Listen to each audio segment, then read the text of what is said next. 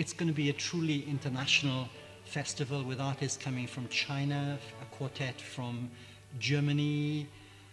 Our two patrons will take part, Carl Jenkins and also Huw Williams, the pianist. We have a sax group and a percussion group called Duo. So in fact, there's music for everybody, and usually you'd highlight one or two concerts. I think this year there are going to be 15 highlights. There are going to be 15 great concerts.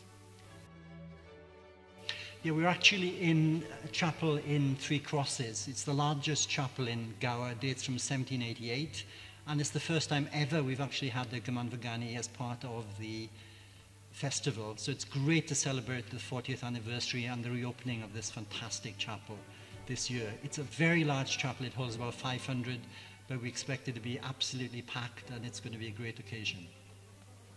The concert with Sir Carl Jenkins, I think, is going to be really an interesting one. It's going to be quite intimate. It only holds about 130 people in Bury Green, and we're going to discuss his life with excerpts of his music, judging from his earliest compositions to his latest ones. And it'll be just fascinating to sort of talk to him and get his inflections on his life and how he's such a huge international name. To people who think that the festival is all chamber music, is there any content that would appeal to all ages and tastes?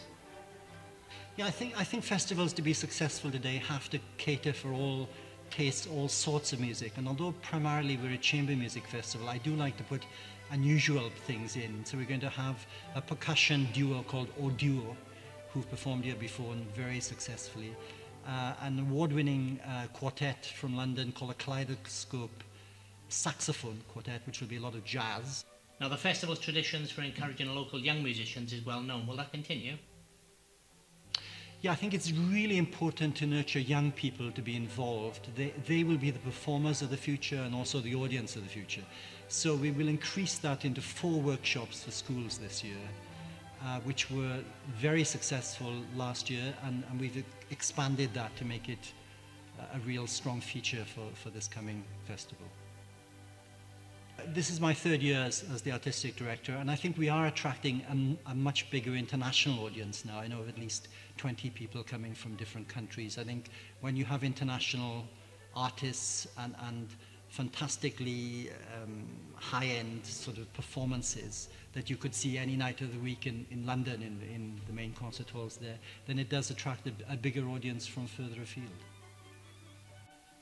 How easy has it been for you to attract the world-class performers who will be appearing this year?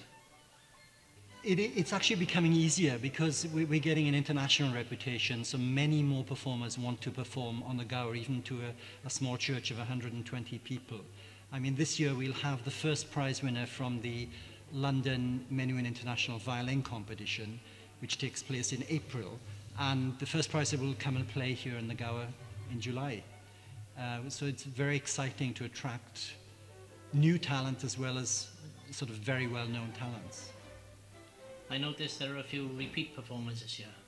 Yes, I mean, I wanted the audience involvement, so they voted with their feet on some of the people coming this year. People they've really enjoyed. I've invited them to come back, as well as new young artists, because that's the lifeblood of the future of music, really. The festival is run and supported by a large team of people. How important are their efforts? My job is relatively easy. I just choose the artists for the 15 concerts. Then to make that work is the job of the committee, and they're all fantastic. They work like crazy behind the scenes for the whole year. There's 12 on the committee, and they have meetings every month to realize this festival, which will go on for 2 weeks.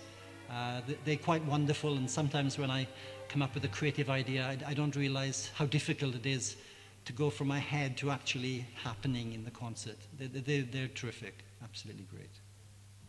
And finally, can you sum up what the festival means to Swansea, what it means to you, and why people should come to at least one of the concerts? For me, I'm absolutely passionate about this festival. I think it's fantastic. We're going from strength to strength. This is my 3rd year as artistic director. Last year we had something like a 95% sell of concerts, and this year I'm hoping every concert will be sold out. There are great international artists, great programs, music for all tastes. Venues are unique completely in the country. Everyone is spectacular in a different way. And if you love music and you want a night out and enjoy music for a summer's evening, come to the Gower Festival.